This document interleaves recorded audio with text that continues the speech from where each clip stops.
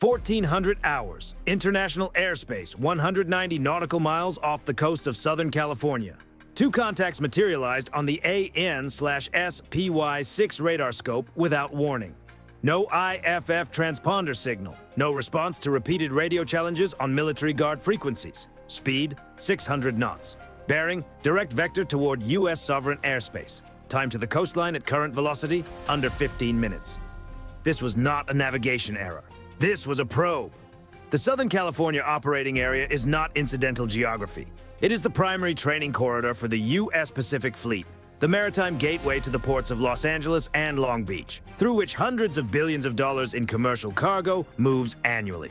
The waters off this coastline are among the most surveilled, most defended, and most heavily instrumented stretches of ocean on the planet. Choosing to penetrate this specific airspace at this specific speed without a transponder signal is a deliberate message. It is also a data collection operation. Inside the Combat Information Center aboard the USS Jack H. Lucas, hull designation DDG-125, an Arleigh Burke Flight 3 guided missile destroyer, the most capable surface combatant ever commissioned into the United States Navy, the atmosphere held the particular quality of professional cold. No elevated voices, no confusion. The steady, low pulse of system tones against the background hum of combat electronics. Every operator at their station. Every system already processing. 1405. The contacts updated. Range 190 nautical miles. Closing. The reason those two unidentified platforms flew straight toward this ship on this day in this corridor was the ship itself.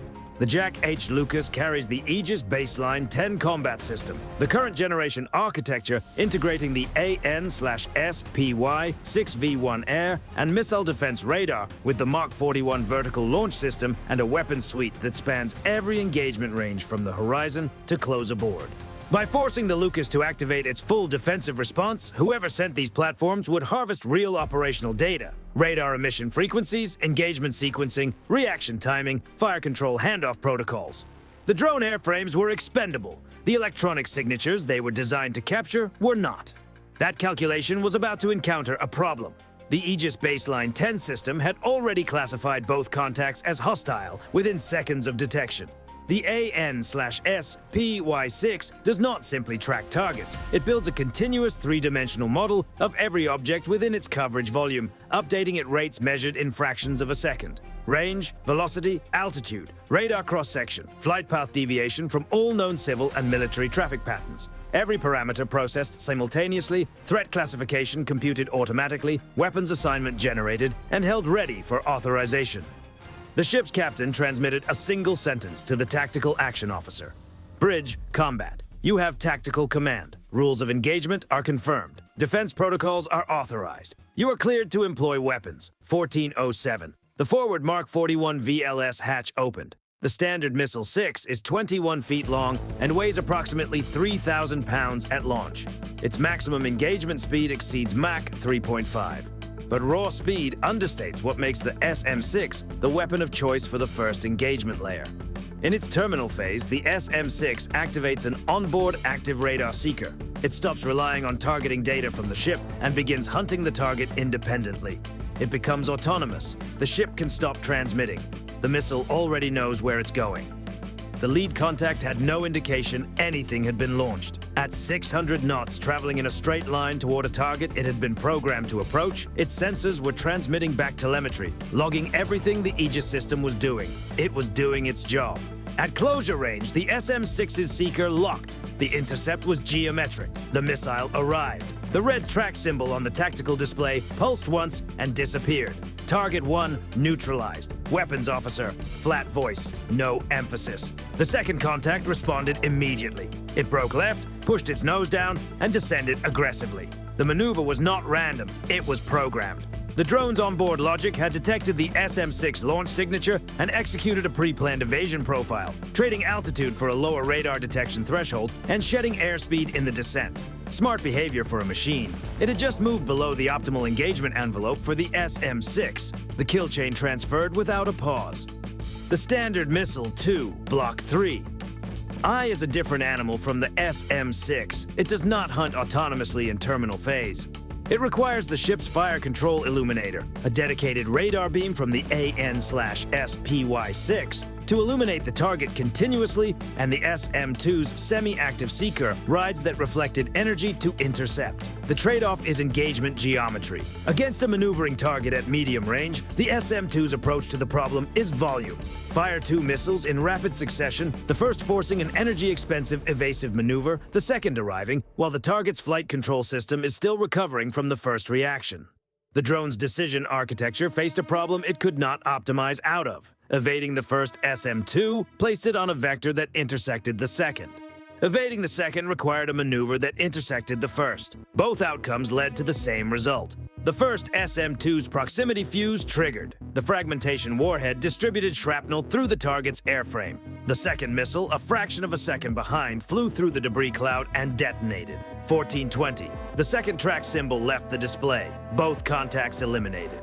Total elapsed time from first weapon employment, 13 minutes. In the Combat Information Center, the operators reset their displays, updated the engagement log, and returned to scanning sectors. No celebration. The Jack H. Lucas had just executed a textbook two-layer defensive intercept against high-speed, non-cooperative aerial contacts. This was the outcome the training pipeline was designed to produce. Then a new contact appeared on the scope. Not from the northwest, where the first two contacts had originated. From the southeast, extremely low altitude, already inside 15 nautical miles. The geometry of what had just happened became clear in the space of 2 seconds. The first two contacts had not been the attack, they had been the distraction. Their approach from high altitude had drawn the Lucas's radar attention upward and outward, building engagement solutions against visible threats, while the third platform executed a different profile entirely. Sea skimming. Radar masked by surface clutter. Flying the precise low-altitude corridor where shipboard radar coverage is structurally thinnest. It had waited until the defensive system was committed to the first two engagements before revealing itself. 15 nautical miles at 600 knots. Time to impact, roughly 90 seconds. There was no time for a deliberate fire control solution. The contingency response was already in execution before the order finished transmitting. Activate Layer 3, ESSM Salvo, launch.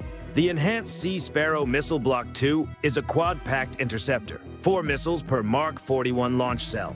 Maximum speed, Mach 4. It carries an active radar seeker, operates autonomously after launch, and is specifically engineered for the close-in engagement problem, short timelines, maneuvering targets, high closure rates. 4 ESSMs came out of the VLS in rapid sequence, fanning onto converging intercept vectors. The third drone maneuvered, hard.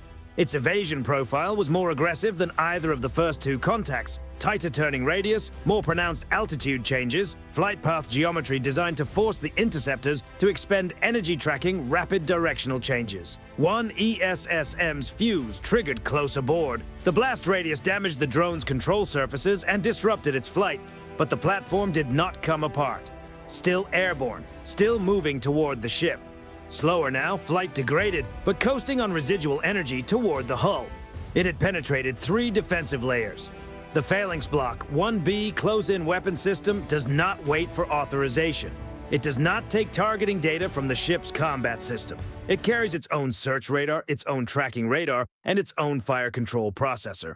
When set to autonomous engagement mode, it detects, classifies, tracks, and engages without human input. The operator's role is to turn it on. The M61A 1 Vulcan rotary cannon it fires runs 6 barrels at 4,500 rounds per minute. Tungsten penetrator rounds. At that rate, every second of fire puts 75 rounds downrange. The phalanx doesn't aim at a target. It fills the volume of space the target occupies with enough metal that the target ceases to exist. The damaged drone, already structurally compromised, flew into that volume. The fragments reached the water less than 300 meters from the hull. The threat display cleared. No further contacts. In the Combat Information Center, the Tactical Action Officer marked the engagement complete, confirmed all systems nominal, and began the post-engagement data review. The entire sequence, from first radar contact to final intercept, had run inside 5 minutes. But the operational work was not finished. In some ways, the most consequential phase was only beginning. Before both primary contacts were destroyed, and while the third platform was still maneuvering, every electronic emission from all 3 drones had been recorded in its entirety. Telemetry streams, data uplink frequencies, modulation signatures, the encoding structure of the control protocols. The AN/SLAQ-32 V7 Electronic Warfare Suite, designated CWIP Block 3, is not a passive receiver. It is an active signals intelligence collection system designed to characterize, locate, and catalog hostile emitters in real time. It had been running since the contacts first appeared.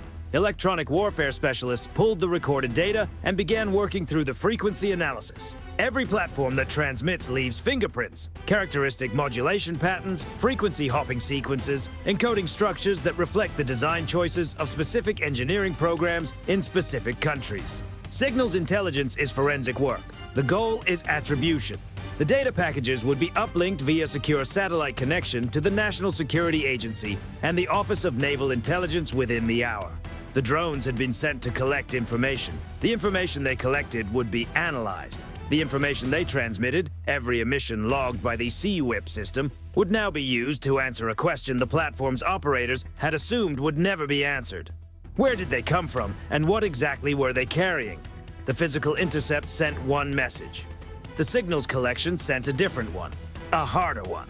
The first message said, "Your platforms can be destroyed." The second said, "We know more about your technology than you intended to show us, and that data is already in the hands of people whose job is to use it against you the next time you try this." 14:30. The Pacific settled back to operational normal. Flight operations continued. The Jack H. Lucas held its patrol station.